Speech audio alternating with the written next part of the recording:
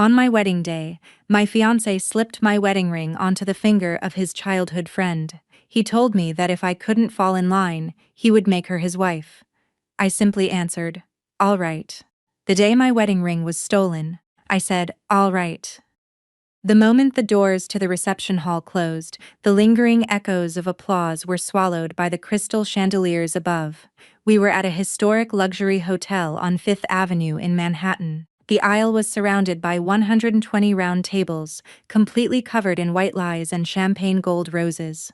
In the center of it all, I stood wearing a pure white dress.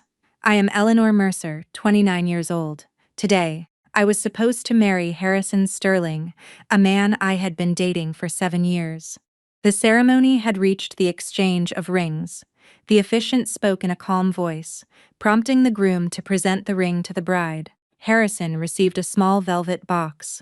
The ring inside was one I had spent 3 months choosing. I had visited a high-end jeweler in the Diamond District countless times, having the width and the height of the stone adjusted to perfectly fit my finger.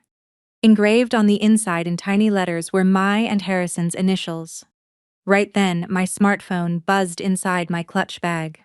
I had no intention of looking at it, but a single photo displayed on the screen forced its way into my vision.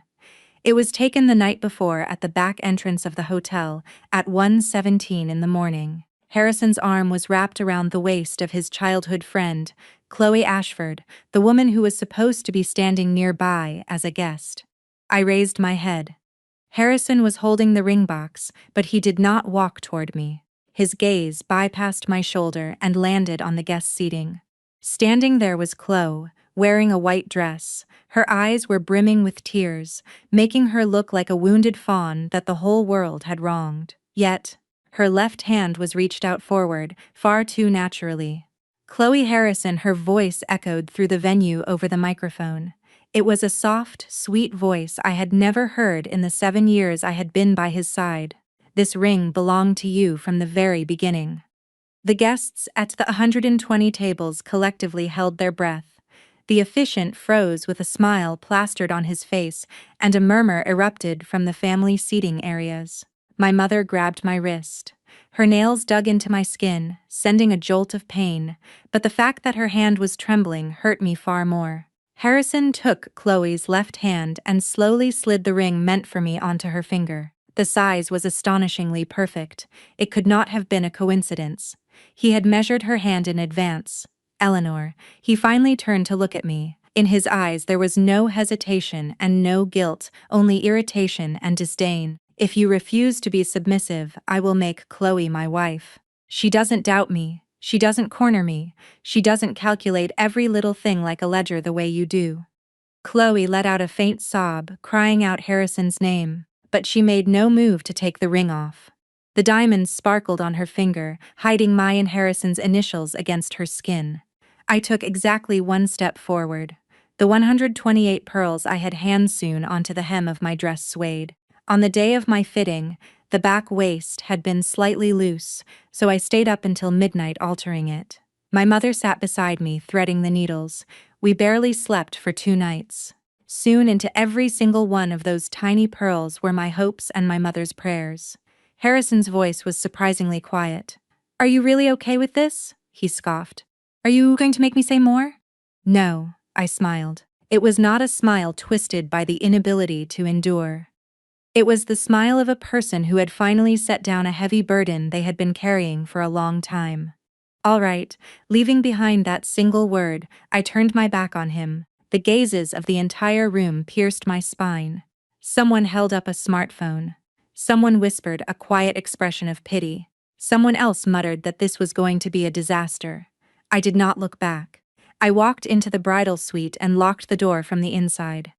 The bride in the mirror was still beautiful. My eyeliner had not smudged. My lipstick was untouched.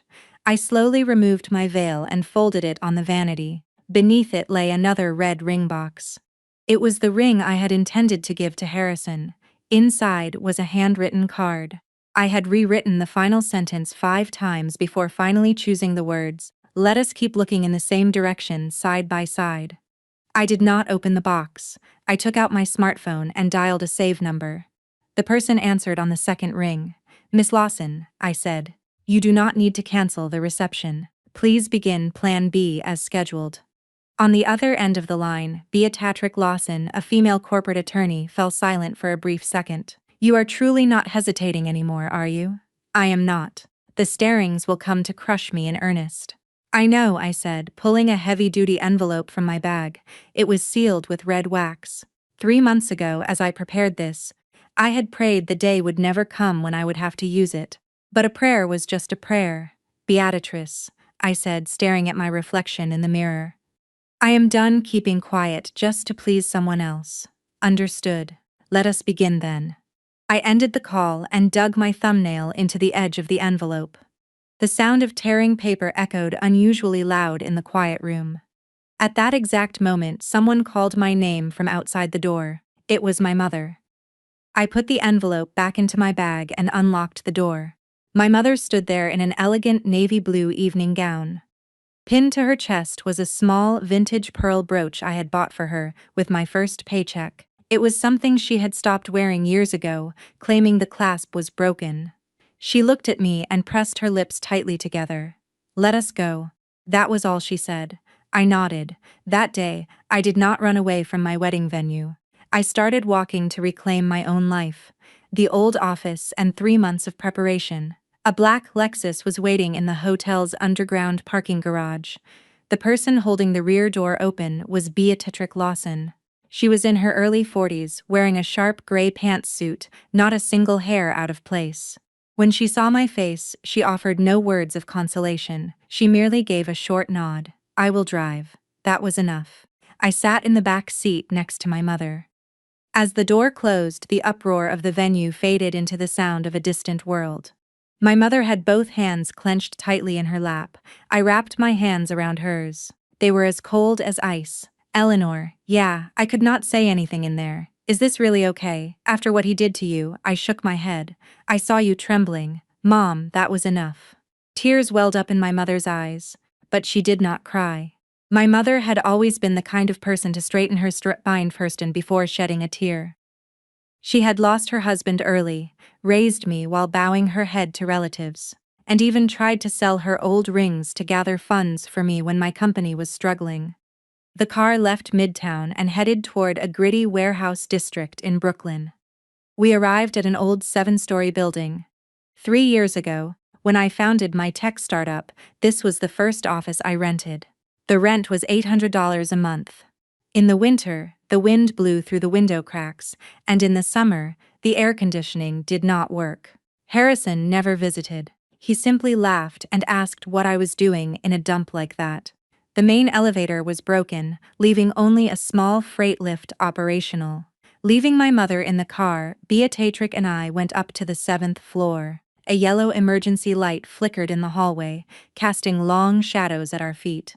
When I unlocked the room, an old desk, stacks of white cardboard boxes, and an unopened laptop came into view. Pinned to a whiteboard on the wall were photographs, timelines, bank transfer orders, copies of corporate registries, and hotel receipts. Red and blue markers were used to draw lines, circle details, and write annotations. Beatrice stopped in front of the board. You were preparing to this extent? Since 3 months ago. Why 3 months ago? I answered as I opened a cardboard box. The day he told me, I just would not understand. March 12th, an unforgettable date.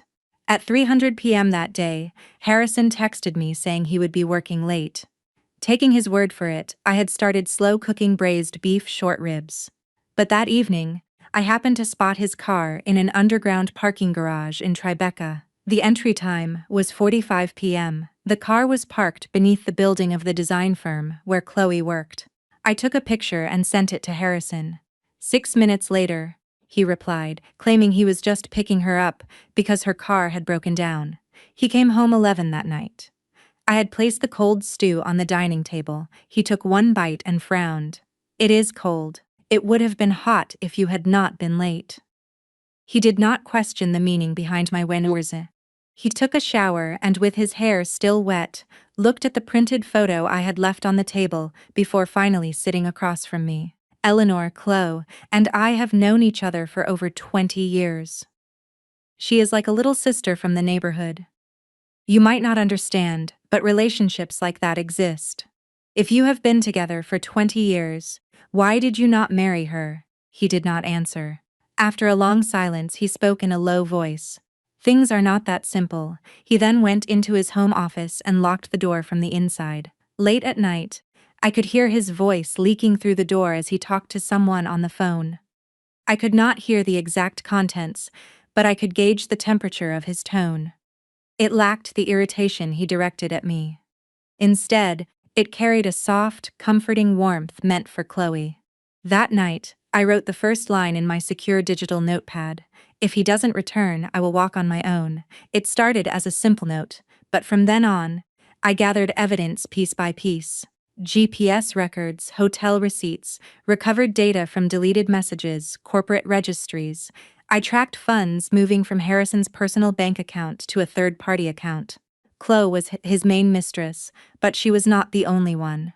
There was another woman he stayed with at a ski resort in Aspen, overnight trips to a beach house in the Hamptons, and late-night credit card charges during his business trips. He called me an overbearing woman, but the things he hid from me were vastly more numerous. Beatrice flipped through a file on the desk.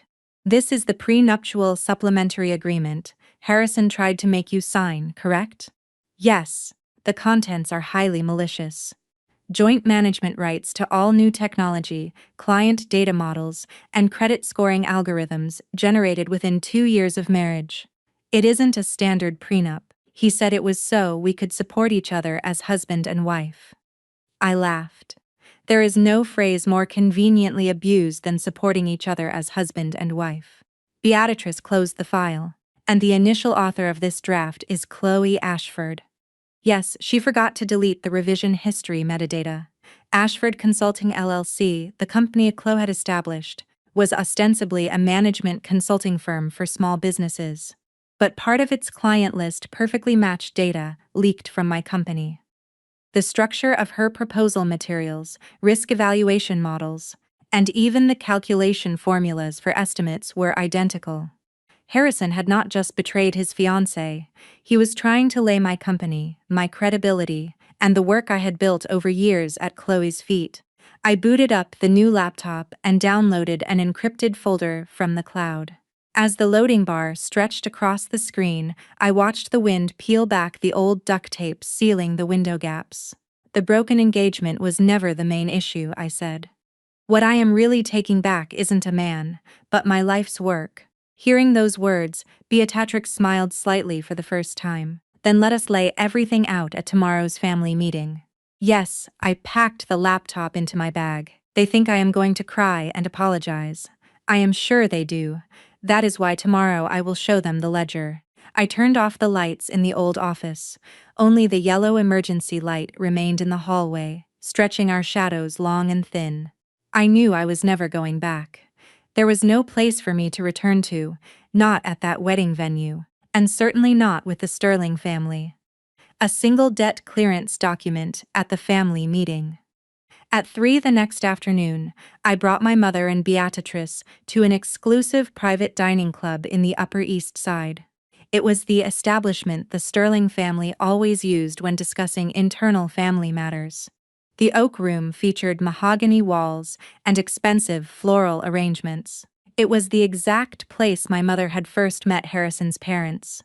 On that day, Harrison's mother had looked at my mother's simple dress and smiled thinly, remarking on how frugal my family must be.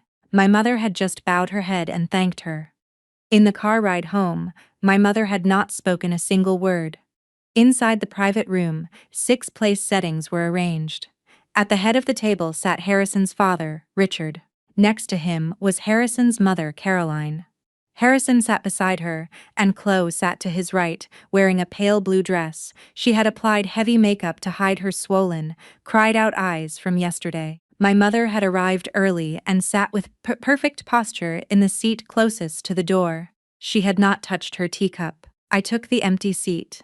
Beatrice stood slightly behind me, positioned perfectly as my legal counsel. Richard was the first to speak. Eleanor, we did not call you here to condemn you. I heard about yesterday from Harrison. I am sure you were emotional. However, Walking out of a Sterling family reception in such a manner was incredibly disrespectful. Disrespectful to them. My leaving the venue was a far greater insult than my fiancé slipping my ring onto another woman's finger. Caroline put down her teacup. Chloe is Harrison's childhood friend. She is like a sister to him. If you suspect her excessively, it hurts Chloe too. Chloe's shoulders trembled slightly.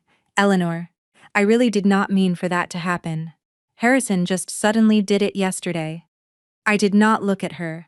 I turned my eyes to Harrison. Harrison, was there truly nothing between you and Chloe Ashford?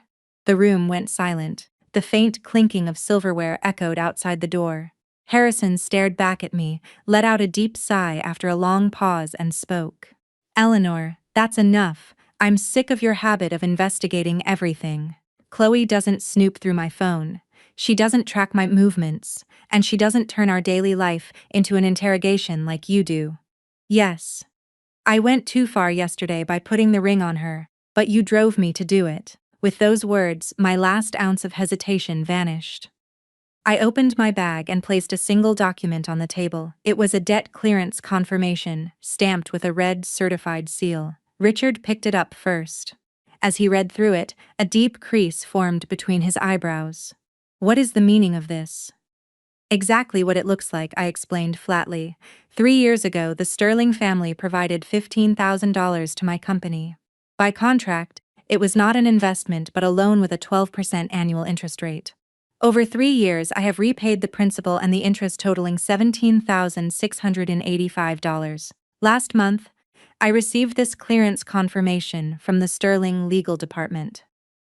Caroline's face changed color. Why would you repay something like that exactly by the book? If it were not for that $15,000, your company would never have gotten off the ground. Yes, that is why I am grateful, and that is why I repaid it in full, including the interest. I looked directly at her. But Caroline, you cannot charge someone interest and later call it charity. If you expected repayment, it was a debt. If you wanted to call it a favor, you should not have made it a loan contract in the first place. Caroline's lips trembled. My mother, sitting next to me, took a small breath. My mother had always felt inferior to the wealthy Sterling family. They had helped fund my startup, introduced a top doctor when she was hospitalized, and advanced part of the wedding costs. Because of that, she believed we had no choice but to keep our heads down no matter what was said to us. But she was wrong. We had returned everything we received. The loan was paid off. The doctor's fees had been settled in full at standard rates, and the advanced wedding expenses had been completely reimbursed. The Sterling family no longer had any reason to look down on us. Richard placed the document on the table. Eleanor, was this your plan all along? No, not from the beginning. I pulled out a copy of a draft contract. This began the day. Harrison demanded my signature on this prenuptial supplementary agreement. Richard looked at his son. Harrison, what is this? Harrison's expression shifted slightly. It is just a standard prenup, a normal arrangement to manage our joint assets after marriage. It isn't standard, Beatrice interjected quietly. This draft explicitly lists joint management rights over Eleanor's proprietary client credit evaluation models, supply chain risk systems, and investment algorithms. This drastically exceeds the scope of a standard marital asset agreement. I spoke to Harrison. You told me this was for us to support each other as husband and wife. But when I checked the revision history of the draft, the initial author was Chloe. Chloe's face instantly went white. That is a misunderstanding. I just formatted the document for him. Formatting doesn't involve listing my company's core assets item by item, Beatrice continued. The electronic data has been authenticated with a timestamp by a third-party agency. It is fully admissible as evidence in a lawsuit. The atmosphere in the room shifted entirely. Finally, they realized what was happening. This was not a family's dispute caused by a bride throwing a tantrum. This was a case of corporate espionage and unfair competition. I placed a third document on the table, Ashford Consulting LLC, managing member Chloe Ashford, established on November 17 last year. Starting capital $10,000, of which $4,700 was wired from Harrison's personal account through an intermediary account belonging to Chloe's cousin. Chloe began to shake. Eleanor, it is a misunderstanding. I just wanted to start my own business. Harrison only helped me a little bit. I never intended to steal anything from you. I took out my smartphone and played an audio recording. Chloe's voice filled the room. Harrison, are you sure we won't get caught? Eleanor is sharp with numbers. What if she realizes my client list overlaps with hers? Then Harrison's voice. She is too busy with the wedding preparations. She won't notice now. Even if she does, I will shut her up. Eleanor hates making a scene more than anything. Once we are married, I will gradually transfer the management rights over to you. She is stubborn, but in the end, she will have no choice but to leave it to me. The recording stopped. No one said a word. Chloe's lips were quivering, and the blood had drained from Harrison's face as he stared at me. Richard gripped his fists and Caroline clutched her chest. I looked around at all of them. You think you ruined my wedding yesterday, but you are wrong. It was broken a long time ago. The day Harrison told his first lie, the day I believed it, the day you all mistook my silence for weakness, it was already broken. Richard was a businessman. He was a man who made decisions based on profit and loss, not emotion. He immediately lowered his voice. Eleanor, state your terms, an apology, a settlement. If we can resolve this through discussion, the Sterling family is willing to negotiate.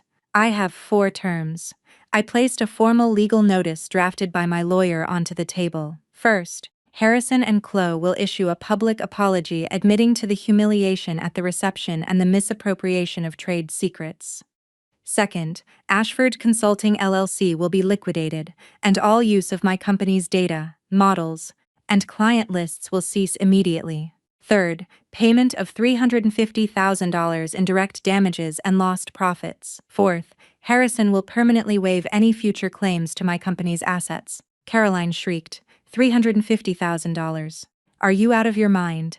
If this goes to court, the amount will increase. Chloe grabbed Harrison's sleeve. Harrison, say something. I cannot pay that. You were the one who told me to start the company. You gave me the files. You even said giving me the ring was your way of making things right. Harrison did not hold her hand back. In that moment, Chloe finally seemed to understand. A man's affection is only beautiful when he doesn't have to take responsibility. The moment a $350,000 lawsuit was shoved in his face, his love started doing the math. I stood up. I will leave the rest to Miss Lawson. As I walked toward the door, Harrison called my name. Eleanor, are you really going to take it this far? I looked back. I did not destroy anything. I merely dragged what you did into the light. I paused for a moment before continuing, if doing that was enough to destroy it. It must have been something that could not withstand the light to begin with. Just as the door closed, I heard Richard shouting, and the sound of a teacup shattering against the wall. I never looked back. The viral video and the price of their feelings. At 5 that afternoon, official legal notices from Beatrix's office were served to the Sterling Group headquarters and Ashford Consulting LLC. Around the same time, a video from the wedding reception was leaked online. It was unclear who filmed it. The video was short. It showed Harrison walking over to Chloe with my ring, saying it belonged to her from the start. It showed him slipping it onto her finger, turning to me, and declaring he would make her his wife if I would not be submissive. Finally, it showed me smiling, saying, "All right," and walking away. The comment sections exploded overnight. Wedding ring drama with a childhood friend. This is way too much. Wait, does the ring have the bride's initials in it? And he gave it to the side chick. The scariest part is the bride not screaming or crying. She definitely has an ace up her sleeve. The childhood friend is crying, but she ain't taking the ring off. Laugh my ass off. The Sterling family immediately contacted PR firms to have the video taken down, but the more they tried to erase it, the faster it spread. By the next day, the news that Ashford Consulting had been served a notice for trade secret misappropriation was leaked, and the conversation shifted from a cancelled engagement to corporate espionage. At first, Chloe played the victim. She posted on a private social media account. I am so confused by how sudden this all is. I never meant to hurt anyone, but soon enough, a photo surfaced of her at a jewelry store on Fifth Avenue, trying on the exact size of my ring a week prior. Furthermore, internet sleuths dug up her company's establishment date, Harrison's money transfers, and sales emails she had sent to clients overlapping with my company. Public opinion turned against her instantly. Chloe sent me a frantic text message. Eleanor, I am so sorry. I just trusted Harrison. I do not understand business stuff and he told me the files were fine to use. Please, can you drop the lawsuit? I cannot pay $350,000. I took screenshots of everything and forwarded them to Beatrice. She replied immediately. Excellent material for an admission of guilt. I could not help but laugh. Chloe was so busy playing the victim, she did not realize she was actively strengthening our evidence. On the third night, Harrison appeared outside my office building. It was pouring rain. He stood near the entrance in a soaked suit without an umbrella. His usually perfectly styled hair was plastered to his forehead and he looked pale. The security guard caught my eye, but I raised a hand to stop him. Eleanor. His voice was hoarser. I want to talk. If it is about the settlement, talk to my lawyer. No, that isn't it. Then we have nothing to talk about. I tried to walk past him. He grabbed my wrist with desperate strength. Let me go. I never thought it would turn out like this. Like what? That the video would leak, your father would get furious, your company would be dragged in, and Chloe would be sued. I looked at his hand. I used to imagine a future where a ring sat on that finger. Now the coldness of his wet skin was simply repulsive. The only thing you regret isn't that you hurt me, but that this turned into a massive scandal. Harrison caught his breath. No, I really am sorry. I never should have said that at the receptions. I never should have put the ring on Chloe. I just wanted to test you. I wanted to make you realize how important I was. You tested me by putting my ring on another woman in front of my mother. He could not answer. I asked him quietly. Harrison, did you love me? He looked shocked, likely not expecting to be asked such an obvious question. Of course I did. Then why did you give my company's data to Chloe? His face turned chalk white. Why did you try to claim joint management of my core assets in the prenup? Why did you tell me you deleted those messages because of a system update? Why did you tell me I was difficult and unsubmissive? Every time I asked a simple question, the rain grew heavier, I continued. You did not love me. You loved a convenient woman who would quietly clean up your mistakes, pretend to believe your lies, and ultimately fold to your will. Eleanor is no longer that woman. His fingers slowly loosened around my wrist. What if? What if I force Chloe to liquidate her company, pay the damages, and we start all over? Impossible. Why? I stared at the raindrops falling from the edge of my umbrella, because I do not let dirty things back into my house. Those words must have been heavier to him than any insult. Harrison froze in the rain. The ring was yours, he muttered, but it was put on the wrong person's hand. I will buy a new one. Whatever design you want. It isn't about the ring. I turned and walked toward my car. He called my name in a low voice one last time, but I did not look back. The trial began 2 months later. The Sterling family hired a high-profile corporate law firm from Manhattan. Chloe hired a separate lawyer. From the start, they were not on the same boat. The Starings tried to pin all the responsibility on Chloe. While Chloe claimed Harrison had handed her the documents, we presented our evidence methodically. The routing history of the data, the cloud edit logs, the creation timestamps of the prenup draft, the flow of funds, GPS car records, hotel receipts, and auto-sync files found on an old social media account. Harrison thought he had abandoned. That account contained more than just records of him sending data to Chloe. It contained his messages with other women. The Aspen ski resort, the Hamptons beach house, late-night taxi receipts. Chloe's expression shattered. She must have thought she was Harrison's one and only, but she too was just another conveniently chosen option. On the witness stand, Chloe finally broke down. I am not the only one at fault, Harrison told me. He said that once he married Eleanor, her company's assets would become his. He told me I just needed to set up the business first. The judge ordered her to calm down, but she pulled out her smartphone. "I have a recording." The Sterling lawyers turned pale. Harrison screamed her name. The audio played in the courtroom sank him entirely. "Eleanor isn't the priority. She is stubborn. But once we are married, I will manage her company's assets. Just use her model to grow your company first. I will funnel the Sterling resources to you later." The courtroom fell dead silent. I listened to his voice as if it were an object from a distant planet. Once I had never doubted a future where I would go home to this man. I memorized his favorite coffee beans, ironed his shirts before business trips, and went shopping with my mother to choose a birthday gift for his. But all the while, behind my back, he was discussing how to carve up my company. Beatrice whispered, "We will submit this as corroborating evidence." I nodded. The outcome was decided that day. The ruling found Ashford Consulting liable for trade secret infringement and unfair competition, ordering the payment of $300,000 in direct damages, lost profits, and investigative costs. Harrison was found jointly liable as the central figure in the data leak and infringement conspiracy. Concurrently, the Sterling Group Board of Directors announced Harrison's suspension from his executive duties. Surrounded by reporters on the courthouse steps, a microphone was pushed toward me. "Miss Mercer, are you satisfied with the verdict?" "I am satisfied." "Do you still feel anger over what happened at the wedding reception?" I thought for a moment.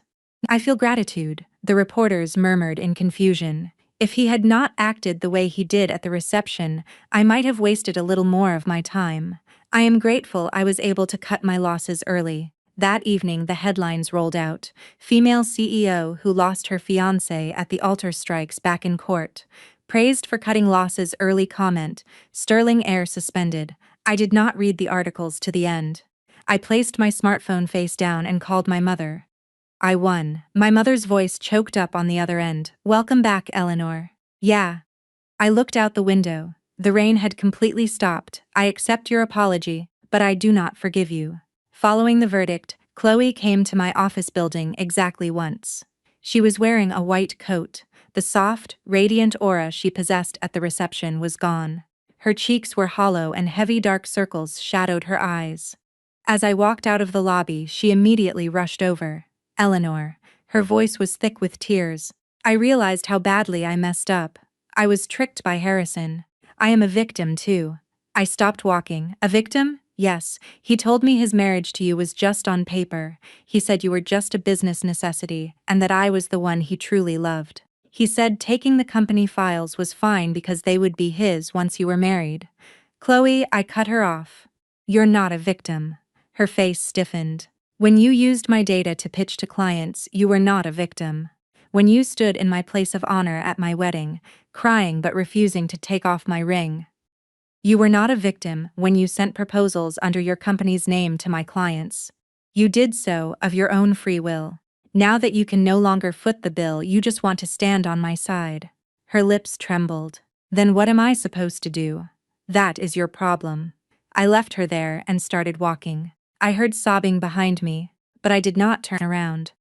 Tears do not wash everything away. Tears shed while still holding on to stolen goods are nothing more than self-pity. The last time Harrison came to see me was 6 months later. It was the day my company concluded its Series B funding round and held a press conference. As I walked towards their parking lot after leaving the venue, he was standing next to an old sedan. He had lost weight. The confidence and the arrogant demeanor he once used to look down on me were completely gone. His shirt collar was slightly wrinkled and his shoes were unpolished. "Eleanor, Miss Mercer." When he corrected how he addressed me, his face twisted slightly. "You will not even let me call you by your first name anymore.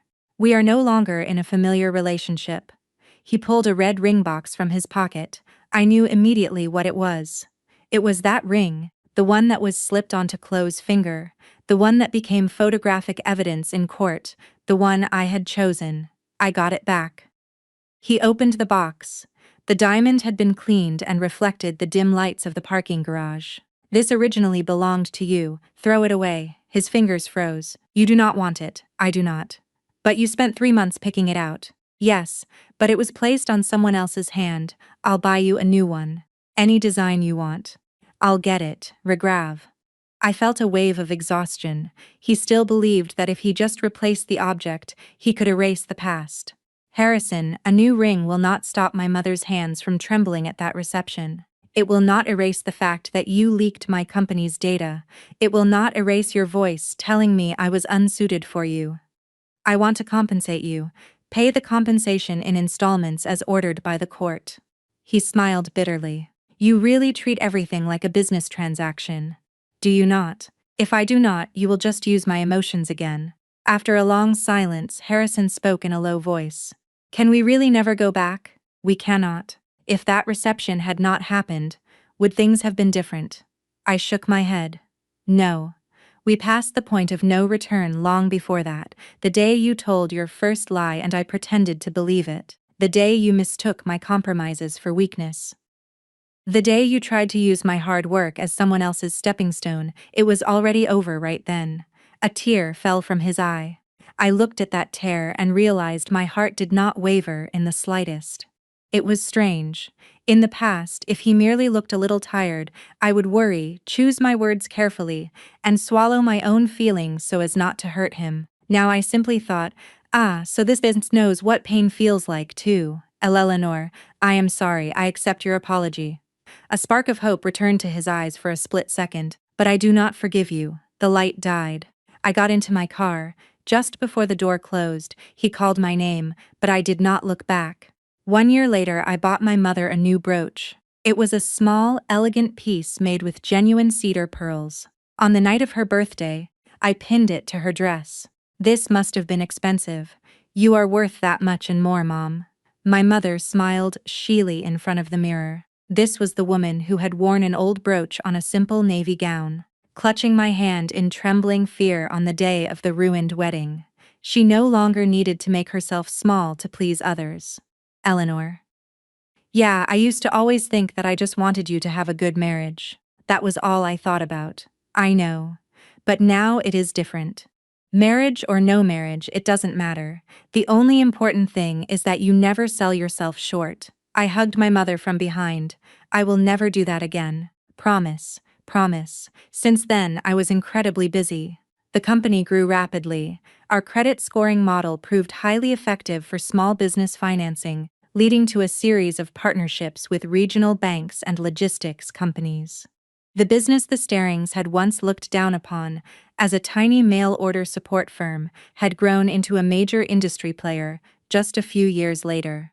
On the day of our IPO, I stood on the balcony of the New York Stock Exchange to ring the opening bell. In the VIP gallery were my mother and Beatrice.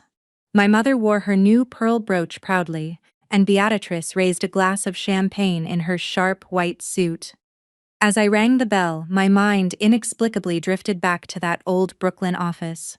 The wind blowing through the taped windows, the flickering yellow emergency light, the sentence I typed into my secure notes late at night. If he doesn't return, I will walk on my own. I was terrified back then. My hands were shaking, but I still typed it. I wrote it down, gathered evidence, reviewed the contracts, paid off the debt, and asked for help from the people who mattered. People are not strong from the start. But if you refuse to take a step backward day after day, by the time you realize it, you are already moving forward. Following the IPO, I reunited with Julian Thorne at an industry networking event. He was a partner at a prominent M&A fund, known for being relentlessly cold and formidable. The first time he reviewed my business proposal, he pointed out 47 flaws. I countered 31 of them on the spot, took the remaining 16 home and fixed them in 2 days. At our next meeting, he finished reading the revised document and said flatly, "You are tough, Miss Mercer. I thought you hated giving compliments, Mr. Thorne. I compliment facts." That was how it started. He was not a man who strung together beautiful words, but he read every document with absolute sincerity, sparred with me mercilessly in debates, and understood that what I needed was never comfort but options. One day, when I was struggling with a complicated acquisition deal, he dropped a thick stack of files onto my desk. "How do you want to play this, Eleanor?" I could not answer for a moment. Harrison used to always say, You do not understand, do not meddle, just be submissive. Julian said, how do you want to play this? It was a question that proved he believed I was a person capable of winning. Our romance began very slowly. Beatrice joked that our romantic due diligence phase was entirely too long. I replied that being cautious was perfectly fine. Julian, sitting next to me, nodded with a completely straight face. Marriage is a long-term investment. After all, Beatrice laughed so hard she nearly spilled her wine. Watching them, I felt a quiet warmth spreading in my chest. I no longer needed to entrust my worth to someone else's ring. But the day had come when I wanted to walk side by side with someone again. It was not a defeat. It was a new kind of strength. A man who doesn't need you to be compliant. Julian Thorne proposed to me in the car, on the way back from my mother's birthday dinner. There was no flashy production. We had dined in a private room at an excellent restaurant with my mother, Beatrice, and a few close friends. Since my mother had had a bit too much wine, we sent her home in a cab first, and Julian and I walked slowly through the city night. The early summer breeze felt wonderful, and the leaves on the street trees rustled softly. After getting into his car, he did not start the engine immediately. Eleanor. Yes. Do you mind if we talk about something other than investments for a moment? That is rare for you. He smiled wryly and pulled a box from the center console. It was a navy blue ring box. My breath hitched. The memory of my cancelled wedding was no longer painful. Even so, the sight of a ring box quietly brushed against an old scar inside me. A ring can be a blessing, a restraint, or an instrument of humiliation. I knew that all too well. Julian opened the box. The ring was incredibly simple. A modest diamond set on a thin platinum band. Engraved on the inside were tiny letters. Eleanor belongs to Eleanor. The moment I saw those words, the back of my eyes grew hot. This isn't meant to bind you. Julian's voice was low and direct. Marriage doesn't mean you have to surrender your edge. You do not have to hide your strength. You never have to be submissive. He looked at me. I want to stand beside you. Not stand in front of you to protect you, not manage you from behind, but be the person looking at the same map right next to you. I stayed silent for a long time. Then I slowly reached out my hand. Julian? Yes. I absolutely hate wedding drama. He nodded seriously. I will not cause any. This ring will only ever be placed on your hand. I let out an unexpected laugh. That is crucial. I acknowledge it as a top priority. I held out my hand. He slipped the ring on. The cold metal touched my skin and slid smoothly down to the base of my finger. There was no pain. There was no suffocation, just a quiet unraveling of something deep inside my chest. We kept the wedding small. It was not in a Manhattan luxury hotel, and there were no 120 tables. It was held at a small garden restaurant in the Hudson Valley. We only invited my mother, Beatrice, my company's founding members, and Julian's close friends. The floral arrangements were simple whites, blues, and greens. I did not wear the dress with the 128 hand-sewn pearls. That dress was packed away in a box. I had not thrown it out, nor did I hate it. It simply had fulfilled its purpose. It was the dress that let me walk straight out of the most miserable place on earth. It was not a garment of defeat. It was the armor I wore on the day I took my life back. On this day, I wore a light, breezy white dress. No long train, no complicated embroidery, just a simple dress that let the wind pass through. My mother adjusted my veil. In the mirror, her eyes were already shining with tears. Eleanor, yeah, you look truly happy today. I looked at my mother through the mirror. I am. I really am. Are you not scared? A little bit, if I am being honest. My mother smiled in relief. If you can step forward even when you are scared, you will be just fine. Julian was waiting beneath a floral arch. When he saw me, his eyes softened just a fraction. It was not a grandiose smile, but I already knew his love showed itself not in an abundance of words, but in the shape of absolute trust. During the ceremony, I did not think of Harrison once. Even during the exchange of rings, the Fifth Avenue Hotel, Chloe's crying face, and Harrison's contemptuous eyes did not cross my mind. The only thing I remembered was the version of myself who took off her veil in the bridal suite and tore open that red-sealed envelope. I was terrified that day, walking my mother out of that room, preparing to wage war against the Sterling family, throwing away a 7-year relationship. It all terrified me. But I opened the door anyway, and because I did, I was standing here today taking Julian's hand. Eleanor Mercer, I look forward to spending the rest of my life with you. I looked at him. Julian Thorne. Yes. Do not make me regret this. He laughed softly. I will work hard to ensure you do not, because I know that if I make a mistake, you have the strength to walk away at any time. I will never stop working for this. That sounds like a lot of pressure. It is the necessary amount of pressure. A ripple of laughter went through the small crowd. Beatrice was in the front row pressing a handkerchief to her eyes. My mother was crying, clutching the pearl brooch on her chest. After the ceremony, a young employee from my company approached me. Boss, after everything that happened before, weren't you scared to get married again? I thought for a moment. I was scared. But because I was scared, I finally learned how to choose. In the past, I just wanted to be chosen by the person I loved. To be chosen, I stayed a little quiet, endured a little more, and made myself a little smaller. When all those little bits piled up, the outline of who I was started to fade. Now, before anyone else chooses me, I choose myself. Whether to continue a relationship or end it, whether to trust or step back, whether to cry, sue, or laugh and let go. Never handing that power of choice over to anyone else. That was what love meant to me. A few years later, I gave a lecture at a university. The theme was risk management and career building for female entrepreneurs. At the end of the lecture, a female student raised her hand. Miss Talente WWU. Mercer, if you are betrayed by someone important to you, how do you walk away while maintaining your dignity? The auditorium grew slightly quiet. I adjusted the microphone. Please do not mistake dignity for not crying or not causing a scene. The student looked straight at me. True dignity is refusing to pay the price for someone else's mistakes. If you want to cry, cry. If you want to be angry, be angry. If you need to sue, sue. If you need to cut your losses, cut them quickly, I continued. Silence can sometimes be a virtue. But if your silence becomes a blanket used to hide someone else's dishonesty, rip that blanket off yourself. Applause erupted. Standing in the stage lights, I suddenly remembered that day. Harrison slid my ring onto Chloe's hand, he said. If you refuse to be submissive, I will make Chloe my wife. And I answered, all right. Once that single word felt like the greatest humiliation of my life. But now I knew it was not a humiliation. It was a door, my own path starting with all right. People tend to care about the fate of those who hurt them for surprisingly long periods. But in my case, Harrison and Chloe exited my life astonishingly fast. I heard a few rumors. Harrison was removed from the core of the Sterling Group and sent to manage a failing subsidiary in the Midwest.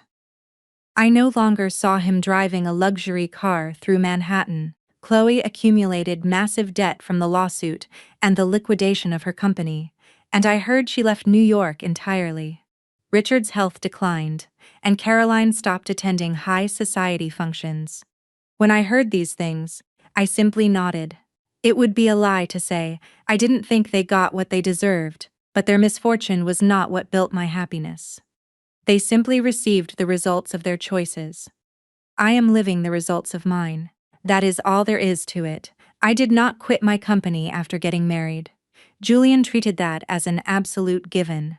At the breakfast table, investment prospectuses sat next to toast and my mother's homemade plum jam. Julian would read the Wall Street Journal and occasionally ask for my take on market trends. When I told him, I am eating right now, he would say, my apologies with a completely straight face and pour the coffee. That everyday life was entirely new to me. I learned a little late that the mundane presence of mutual respect seeps much deeper into the soul than flashy words of love. My mother changed, too. She laughed much more often than she used to. At my company's events, she proudly wears her pearl brooch.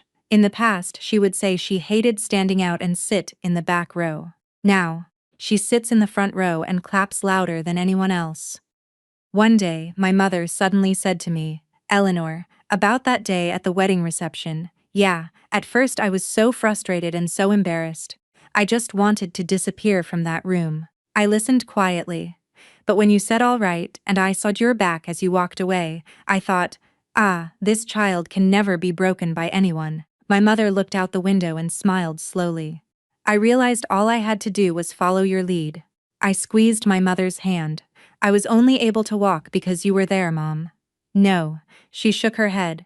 I was able to walk because you did. Those words settled quietly inside me. On the way home that day, we bought my mother's favorite pastries. As she untied the ribbon, she laughed and said, "Remember when we couldn't even afford the luxury of eating something sweet?" Looking at her smile, I realized that the lawsuit wasn't the only thing we won. We had also triumphed over the days when fear made us small. I still have not let go of that old Brooklyn office. My company has grown and we have expanded into beautiful, sleek high-rises, but I continue to renew the lease for that single room on the 7th floor. Sometimes I go there alone. I replace the duct tape on the windows, wipe down the old desk, and stand in front of the whiteboard. There are no more photos of Harrison or Chloe on it. Instead, I have pinned my company's first business proposal, a copy of our very first signed contract, an old good luck charm my mother brought me, and a single line printed from my digital notes. If he doesn't return, I will walk on my own. Whenever I look at that sentence, I want to tell my past self, it is okay to be scared. Your trembling hands are not a sign of weakness. They are proof that you are trying to move forward anyway. I was once asked by a journalist in a magazine interview, "Miss Mercer, was the incident with your broken engagement the downfall of your life, or was it a turning point?" I laughed. It was a turning point disguised as a downfall. My only regret is that I did not believe in myself sooner. If I could say one thing to my past self right now, it would be, well done. The journalist looked a little surprised, but I truly meant it. I was not flawlessly strong that day. When I tore open the envelope in the bridal suite, my fingers were shaking. When I held my mother's hand in the car, I was on the verge of tears. Right before I played the recording in the Oak Room, my heart was beating so fast it hurt. I took deep breaths over and over in the courthouse hallway. But I still did it, and because I did, I am who I am today. In stories, it is often said that living well is the best revenge. I think that is slightly incorrect. You do not need to become happy for the sake of revenge. Happiness isn't a weapon to flaunt to someone else. It is a quiet life you protect for yourself. Brewing your favorite coffee in the morning, calling your mother, facing difficult problems at work, clashing opinions with Julian, spreading documents across the table, and debating fiercely. Going to the grocery store together on the weekend, and laughing as he seriously inspects the freshness of the vegetables. In those small daily moments, I feel that I am no longer controlled by someone else's mistakes. That is what closure means to me. Every time I drink a hot cup of tea at our small family dining table, I think to myself, happiness isn't something you prove to others. It is something you rebuild piece by piece every single day. Stripped dignity and stolen time do not take shape again immediately. But if you treat them with care, they will safely return to your life. At the end of my university lecture, I told the students this. When someone tells you to be submissive, if those words are meant to erase your voice, you do not have to listen. When someone tells you that you just do not understand, look closely to see if you truly do not understand, or if they simply do not want you to know. Love isn't a word used to make you small. Julian was standing quietly in the back of the auditorium listening. After the lecture, he handed me a bouquet of flowers. That was a good speech. I merely spoke the facts. That is exactly why it was a good speech. I smiled. On the drive home, the city lights streamed past the car windows. Waiting at a red light, I looked at my ring. The words engraved on the inside, "Eleanor belongs to Eleanor," cannot be seen from the outside, but I know they are there. I know that those words hidden from view do not bind me, but rather allow me to stand proudly as exactly who I am. Since then, I have been approached by young women for advice on several occasions, a fiancé acting suspiciously, a male boss trying to steal credit for their work, a family member telling them that a woman finds happiness by enduring a little more. The shapes of the stories vary, but the root is always the same. Someone is using their silence to their advantage. I always tell them the same thing.